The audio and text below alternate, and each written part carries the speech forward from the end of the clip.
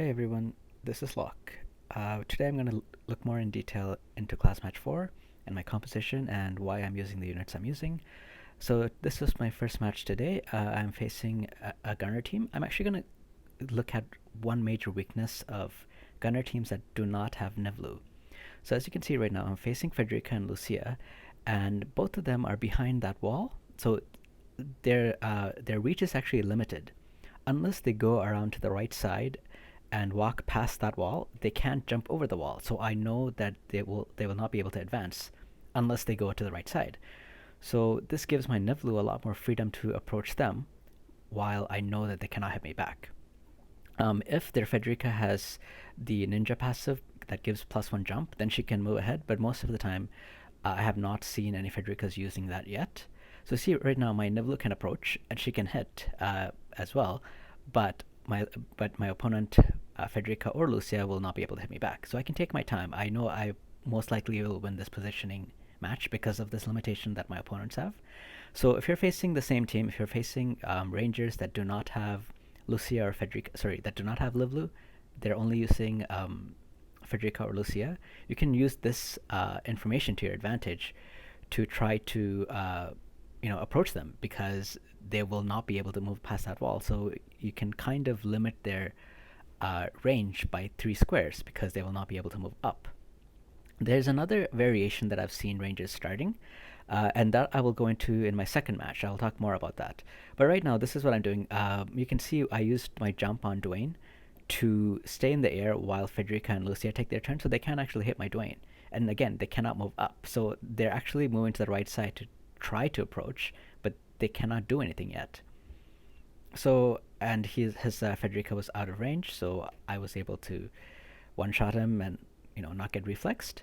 So that actually ended up that was a key moment in this match. And then next, his Lucia is still kind of behind. He's trying to approach now, but there isn't much he can do because he's already down Federica, and my Federica can sharpshoot his Lucia, and that wins the match. So now it actually took me a while to kill Agrius, so I'm not going to show you that because you'll get bored. So instead, I'll go into a second match. Now in the second match, he starts in a different position. So now at least he has a little bit more range, but this is, in my opinion, a worse starting spot if you don't have Nivlu or if you don't have the +1 jump passive. The reason is because you can only move sideways. So if an opponent Victora comes at you, you can't run back. You can run from side to side. Maybe you can jump on one more ledge to the left there, but you need to get off the ledge to do something. So again, if you don't have Nivlu, this is a major limitation. This map, these ledges, this is a major limitation for how easily you can attack your opponents. So you should, like, if you're fighting these rangers and they don't have Nivlu, keep this in mind. Check what they're doing. Are they behind the wall? If they're behind the wall, their range is limited. If they're in front of the wall, on the wall, I mean, they have a little bit more range, but if you're able to sneak on them, it's going to be very hard for them to run away. So again, in this case, also I use the exact same thing to my advantage. I know that they cannot, advance past this position, and I can attack them.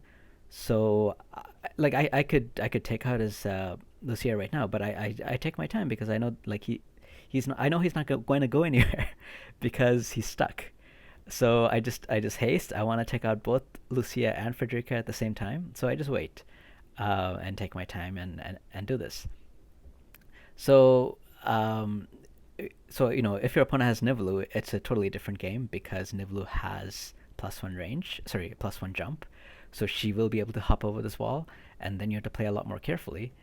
Um, but anyway, so this is my strategy for this match and the last match. I go to this spot, and then I jump with Duane to try to avoid taking damage. I left my jump at level 1 so that he is able to what is it? So that he's able to stay in the air for a longer time. So actually, I did not end up jumping there, but I've used that in a few matches. I've just gone to that spot and I jumped, and I realized that they would have taken 2 turns by that time, which gave me enough time to be in the air to not take any damage. Um, but again, I at some point I catch him out of position, and I take out his Frederica and Lucia, and I win the match. I mean, it takes me a little bit of time to hunt down the remaining unit that he has. See, there you go. Actually, I used Frederica's Barrage because again, there was only so much that he could move. So that was how I was able to trap him. I knew at some point he would be in my range for me to attack, and he will not be able to attack me because of his limited range. So that's if you're fighting a lot of Federicas and Lucias and Rosas and Mustadios or even Luarthas, that is something that you can use to your advantage to win. Now I'm actually going to talk about Duane a little bit. So the team I'm fighting right now is designed to be an anti-gunner team. They have Kane and Victora to rush me, and they also are using Kelfe, which provides a lot of uh, you know lightning resist, and she also has barriers and stuff to protect against uh, my rangers, my lightning rangers, right? So this is where Dwayne shines, because first of all, I don't expect my guys to do too much damage to these bulky guys. Like I don't expect my rangers to do too much damage to these bulky guys. So that's why I have Dwayne with his card to do a lot of damage. That is not missile type. He has nearly 1k attack. I gave him the Odin Esper with missile resist and man eater passives. Sorry, man eater and uh, missile resist nodes again to do the maximum amount of damage and survive uh, rangers that he might encounter. The main strategy here right now is that I'm using Dwayne to get as much of these crystals as I can because I need him to use his skills. I was very lucky there to get the disable, but I wanted to do two things. I mean, if my disable missed, I still got um, some AP from that crystal.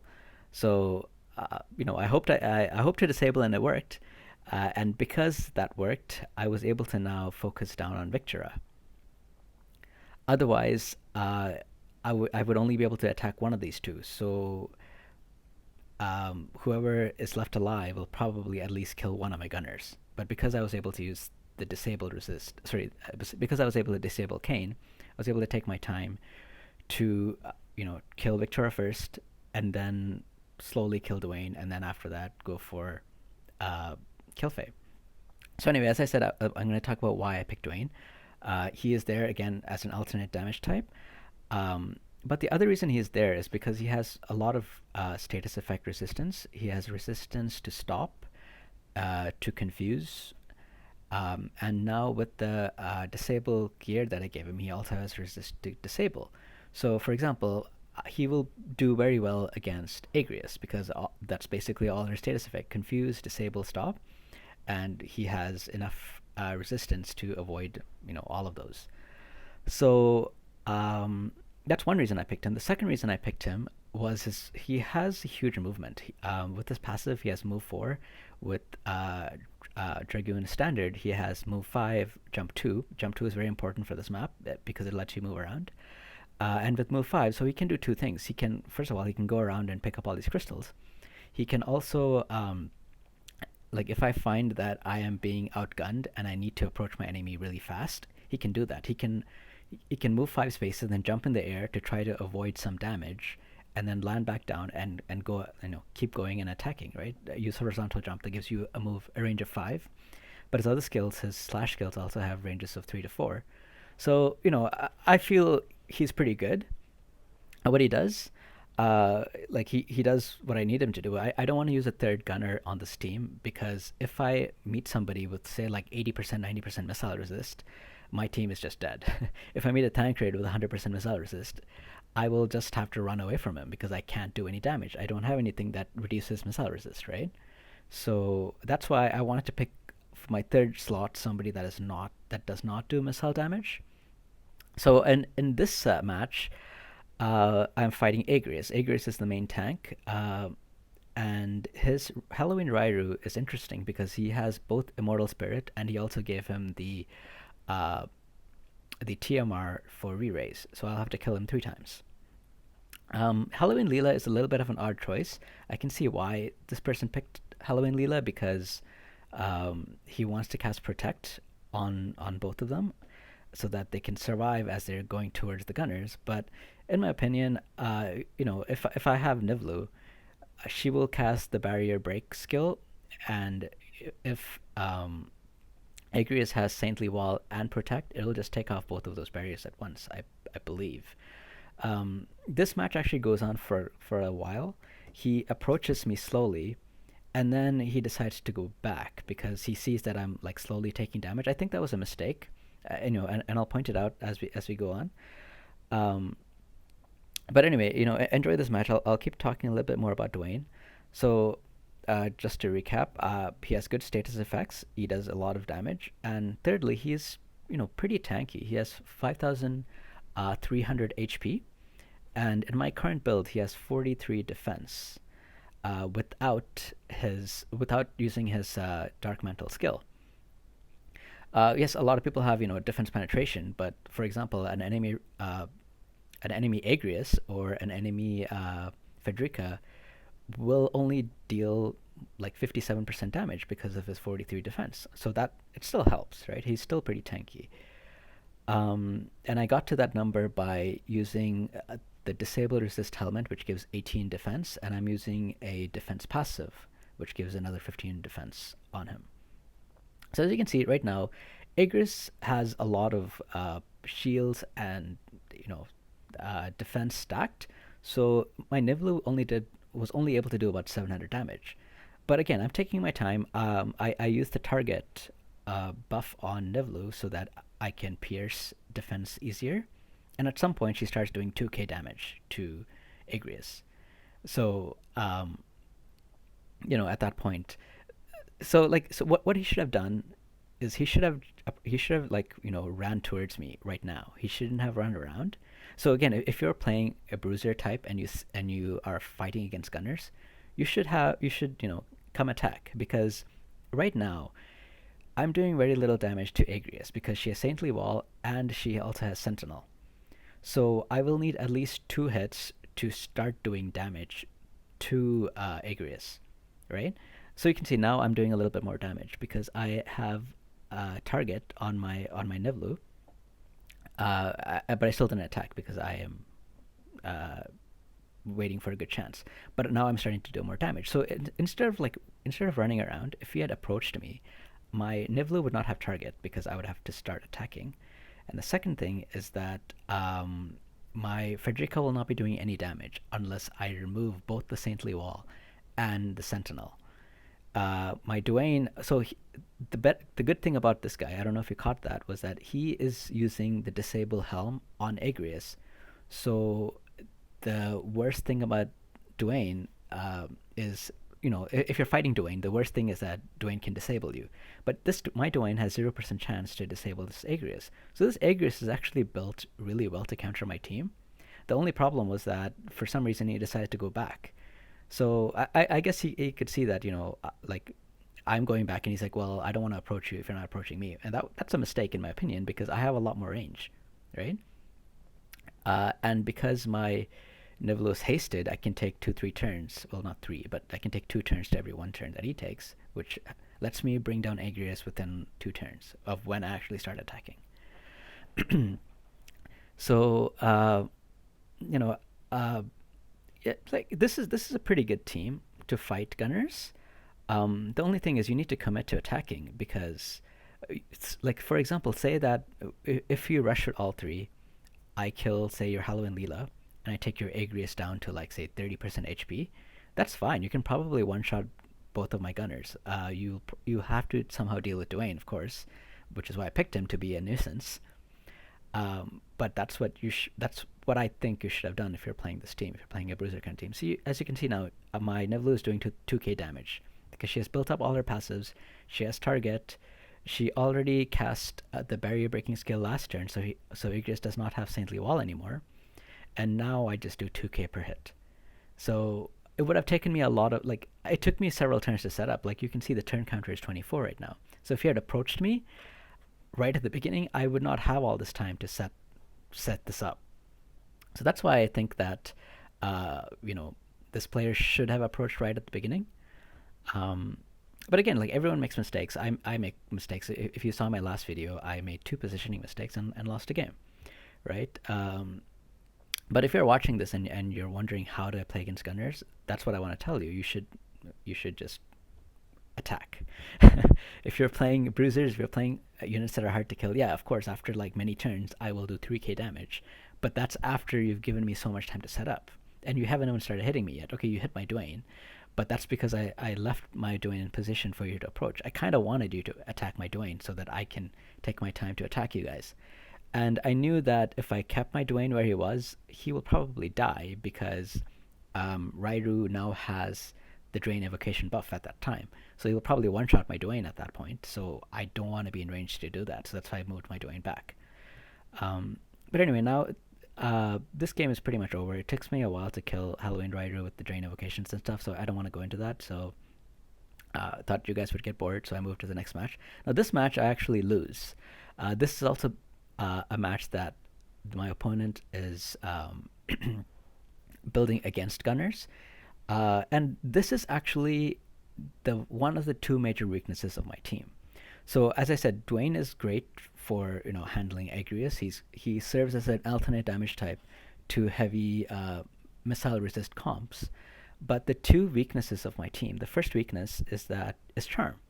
Duane is resist to confuse, to stop, to what is the other one? Oh, and disable. But Charm will, he will get charmed. And he also has 99 faith. Sorry, not 99, 97 faith, because I want his disable to hit. So if he goes and attacks, so if he gets charmed, there's nothing to stop him from getting charmed, basically.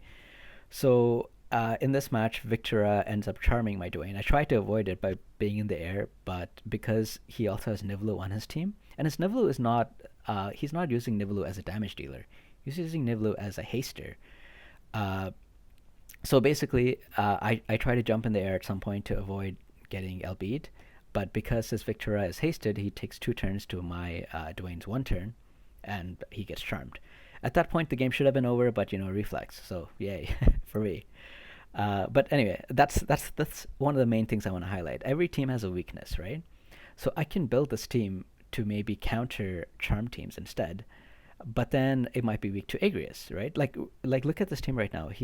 Because he has Victora and Kain, and he's using Victora as a way to approach enemies.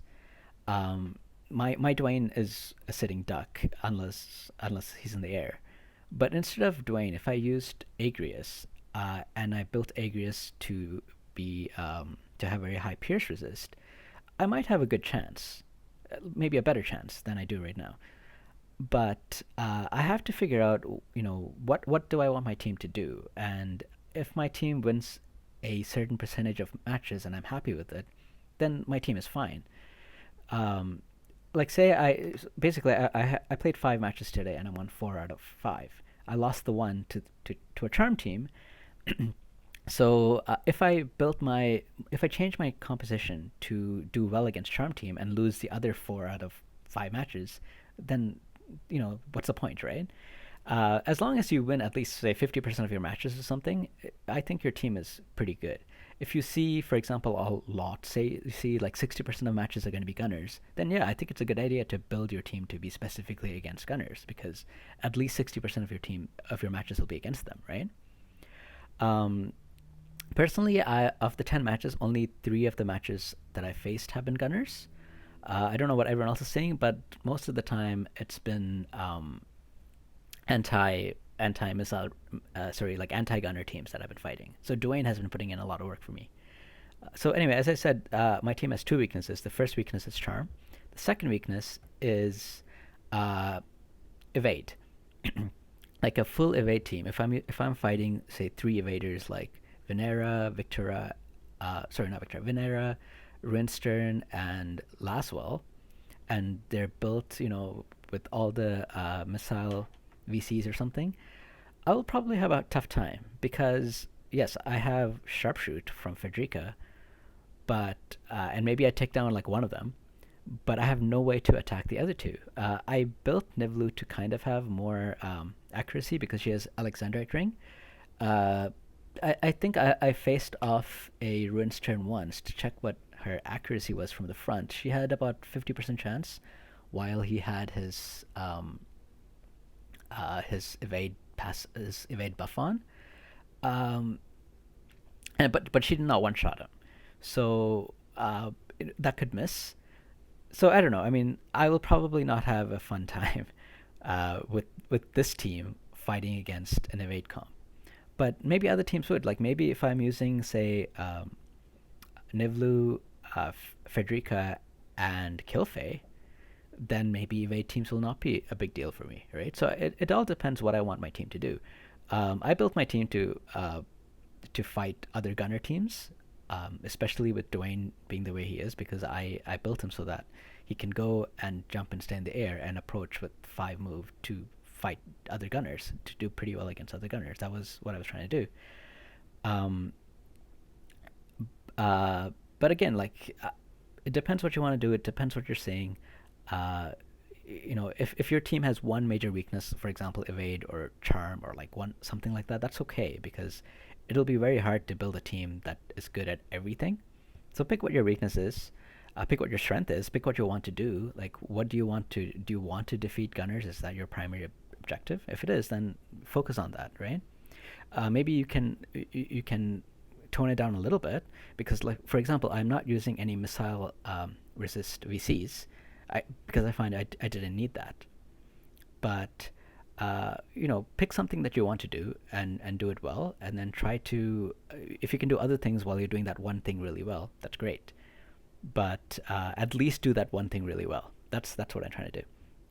Anyway, I hope this talk and this video has given you guys some ideas on how to handle this, and also how to play, play gunners, play against gunners, play against my team maybe. Anyway, until next time, this is Locke. Take care, guys.